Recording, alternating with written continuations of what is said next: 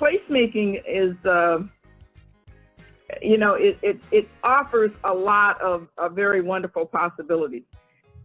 I've been looking at it for our community here in Pontiac, and when you talked about the number 4, governance, that kind of struck a chord with me because from our perspective, that's been our biggest hindrance, is governance. It's when you have governance that don't see the vision, you've got to, it's really, really difficult. There's people who have nothing, and this is why I love hip-hop, because in my opinion, hip-hop is about making something out of nothing.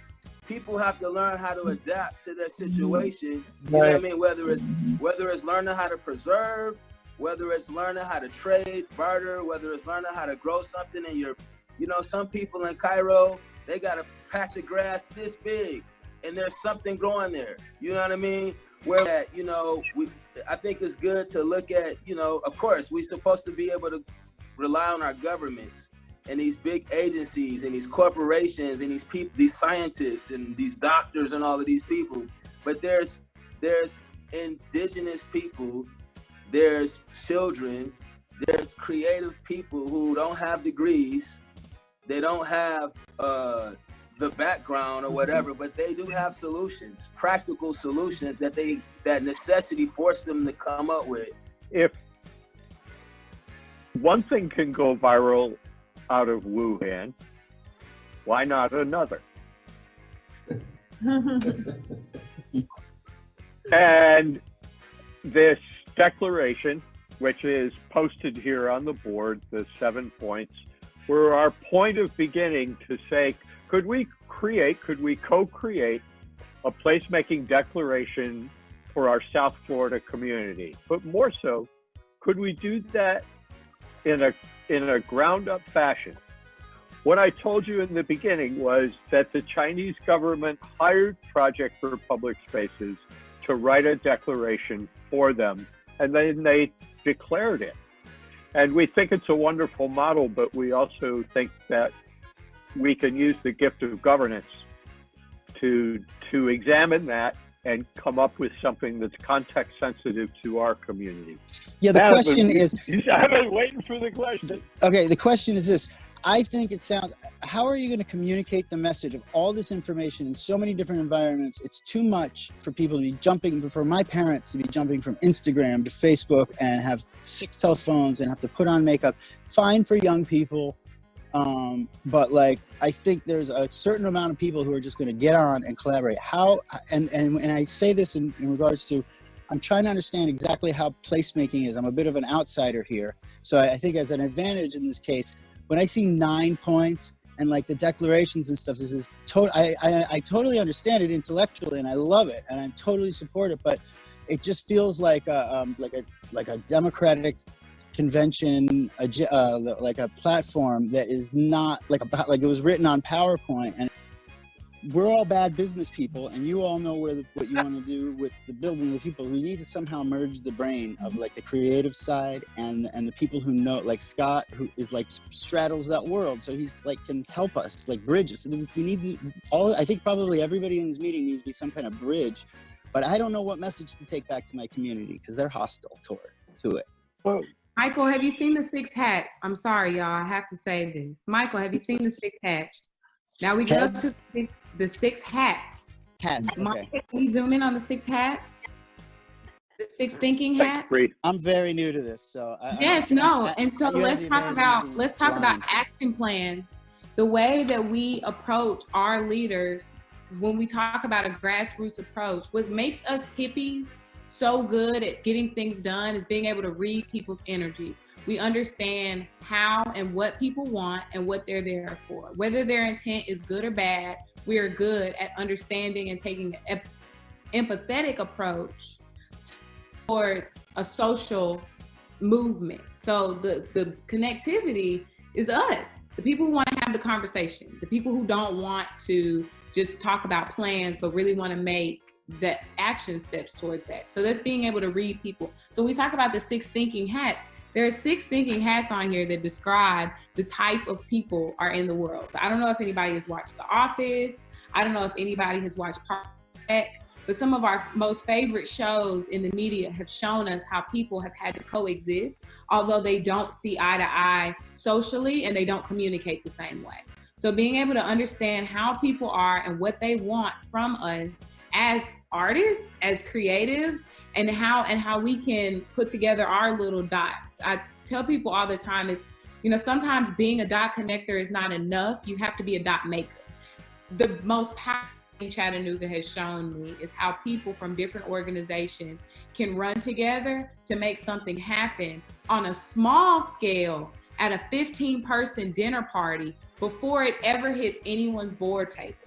One of the things that's kind of concerned me, and I don't know how it fits into placemaking, but like there's so many people who are looking for support right now, and some of it fits easily into like, oh, I could apply for unemployment and things like that. There's 5 million people that are independent, like artists and things like that, and there's programs there.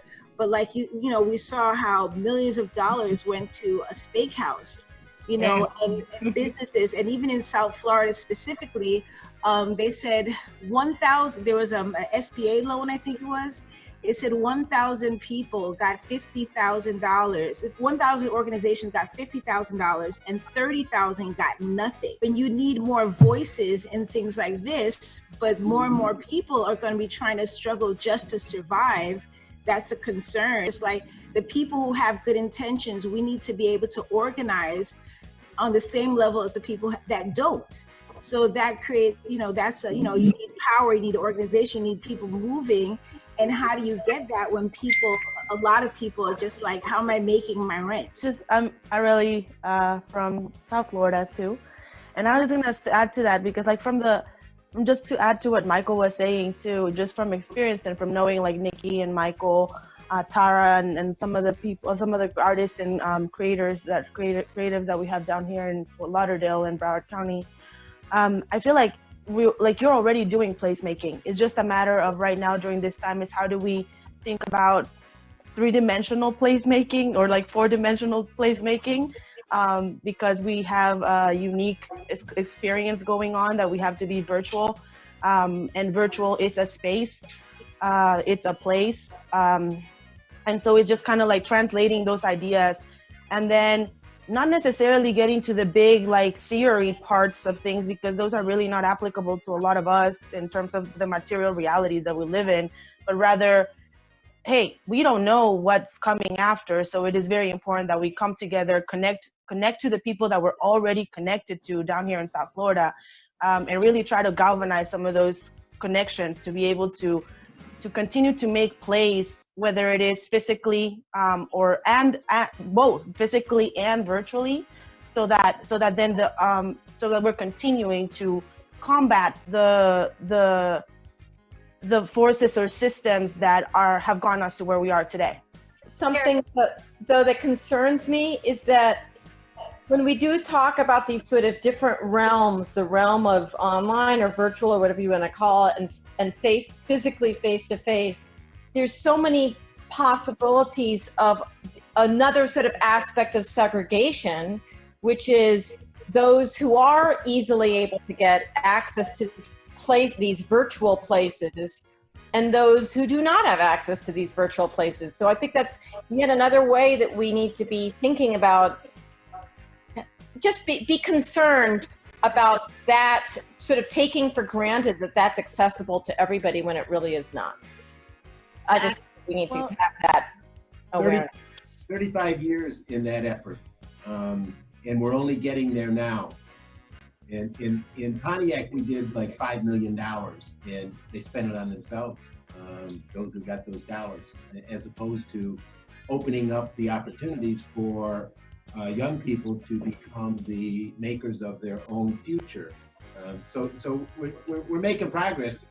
Yeah, but yeah. Well, right now that what you're speaking of, Helena, is those two things, access and broadband capacity, are the two integers that are being discussed nationally right now as the solution to a number of problems. Online learning is being driven by the pandemic. And isn't it the pandemic that made that necessary when we all knew that the equity of having that kind of capacity was something that was necessary?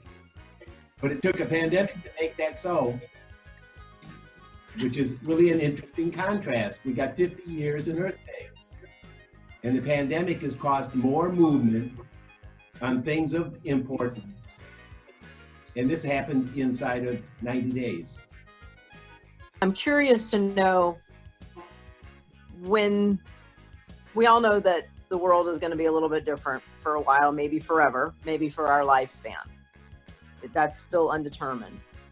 But as we're coming out of this new phase that we're in and we're reestablishing our normal, I think it's important that we try not to let history repeat itself. Yes. That we take something into the future with us. So my question to you, I'd like to know what's the one thing, because I work in government, what's the most important thing to you as we move forward as a society?